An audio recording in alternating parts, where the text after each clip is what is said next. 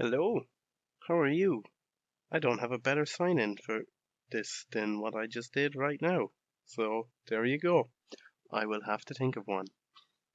Um, Another real frank news this week on the channel because there's a lot of content for lots of shit happened this week, pretty much, in the real world that I wanted to cover on real fake news. A bit too much political stuff and not enough entertainment stuff, so I decided to make this about the entertainment stuff, and I should have a real fake news tomorrow, so I'll have two videos in 1 week.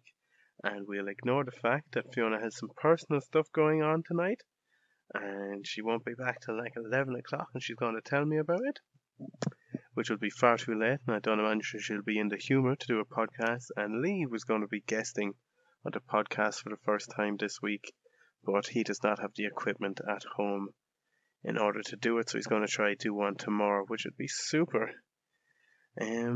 Last week I talked about Star Trek and 13 Reasons Why, and we'll get to those things, but I did say I wanted this to be more entertainment based and news based, so I'm going to have to kind of mix the two this week because there is so much news that I wanted to talk about, and even when I was picking the topics for the podcast today, I was like, oh, I want to talk about all of these things.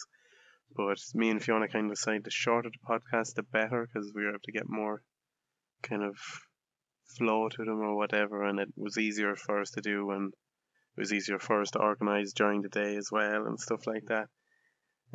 So this is kind of a mix of the two of them because it's kind of like entertainment news related. So the first thing is Hugh Hefner died at a ripe old age of 91. He fucking hung in there for quite some time. So like he founded Playboy in the 50s, and sure it's still being published now. So what's that? He got 60 years. So that man was writing some of the best women on the planet for 60 years while accumulating mass amounts of money and living in the coolest house in the entire world and just not giving a fuck. He didn't have to give a fuck, I suppose, but like he was the epiphany. Is that the right word? Let's pretend that's the right word of cool. He was the bee's knees, as they probably said in the 50s.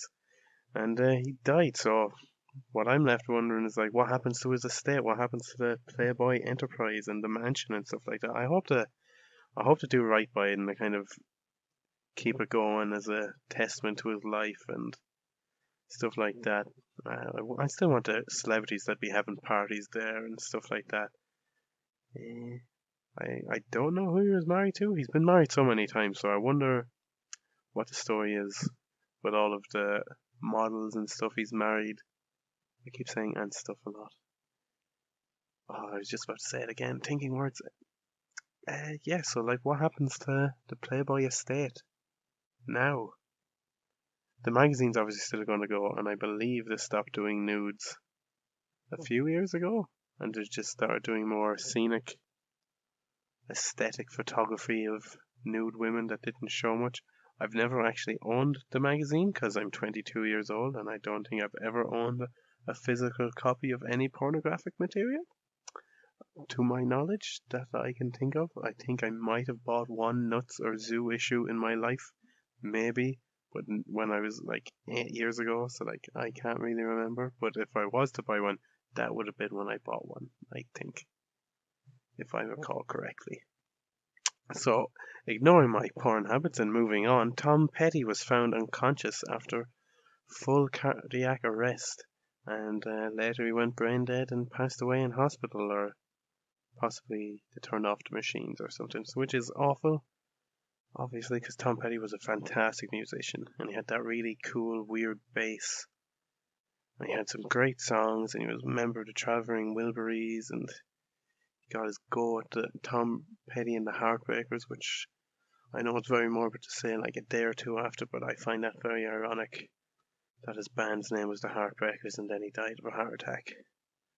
But that's just my fucked up morbid reality thinking, because this is how I think of things, very, very just, and yeah, it's pretty fucked up to think, but yeah, what's the name of that guitar? Tom Petty guitar. I'm just googling because it's really cool. Guitar. I spelled it wrong. No, that's a Rickenbacker. That's not it. He had a good few weird guitar. I see him here with a Fender Jaguar. I think that's a Rickenbacker 360. That's like a Rickenbacker 335. There's some weird oval shaped guitar here. There's a Rickenbacker 3. What's that one called? George Harrison had one of them as well. Yeah, so he has a few weird guitars here. There's one, and he has it in the Traveling Wilburys End of the Line video. I'm pretty sure it's like a bass with two big horns coming out of it in the Stratocaster shape. Look at it here. No, I can't find it. But some of his songs were the first songs I learned on guitar, like Free Fallin' and things like that, some more well-known ones. So it's an awful shame. I wonder what age he was. I'll just look that up as well, as I'm not very informed. But I can be informed within a few seconds. Let's see. It already has his death up on Wikipedia, Jesus. He was 67 years old, so he's young enough. Paul McCartney's like 73 or 4. Actually, what am I saying? Paul McCartney's like 78 now.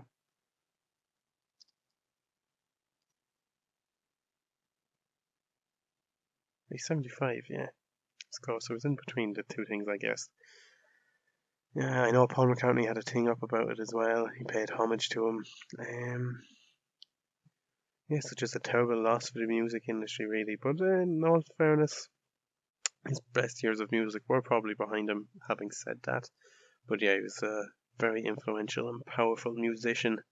I don't think anyone can deny that. And as far as I'm aware, a very decent man in his own life. So I'm not going to say thoughts and prayers, because that Anthony Jeselnik special that complains about it has stuck in my mind, and now I'm always looking out for it and going, ha, whenever I see something like that.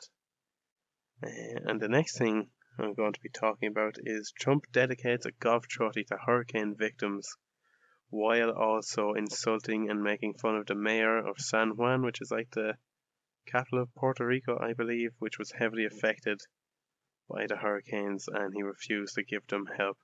So that's just kind of a fucked up thing to do, Donald. That wasn't very nice. I don't know why anyone would do that. But the man is a hypocrite. But he's also probably one of the smartest men on the planet, because he's a billionaire that became the president of the United States through memes and hatred. And everyone calls him an idiot, but I don't see you becoming the president of the United States through memes and hatred. So he's obviously a lot smarter than you. So I do give the man props for that. Because let's face it, he's fucking made himself into a huge branded empire, and being the president has literally just like extended that. So he's doing pretty good. I don't think anyone can deny he's successful. But lots of people like to give him shit. It's like, yeah, like I don't believe that he believes most of the things he says, but I do believe he knows what he says is generating fucking disgust and hatred and conversation, and that's what he wants. He doesn't care what he says as long as it generates conversation about him and what he's doing. And he has an agenda just like most other famous and rich people and politicians, obviously. And I think he's probably he has like a checklist, and he's just going check, check, check, check, and like he's just nailing his plan regardless of what happens. Like he has things going on, and it doesn't matter if he gets all these executive orders through or not.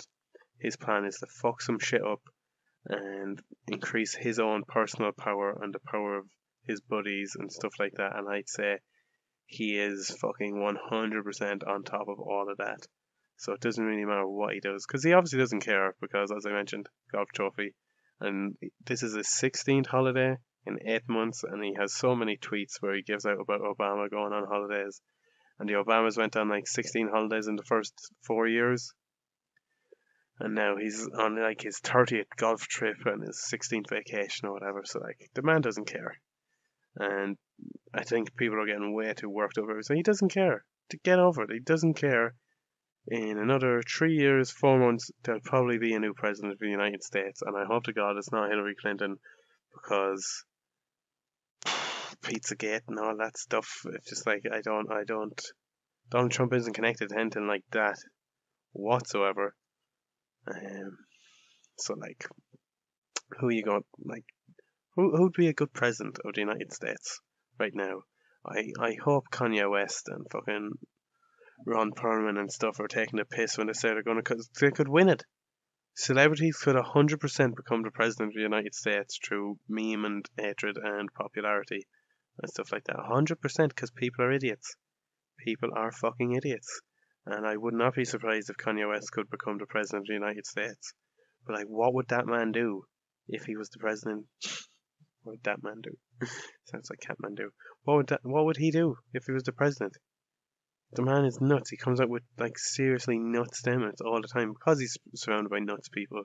I'm not just talking about the Kardashians because they don't seem nuts. They're just powerful business entrepreneurs that use their sexuality. So like people give them a lot of shit too. But I'm just like, who cares?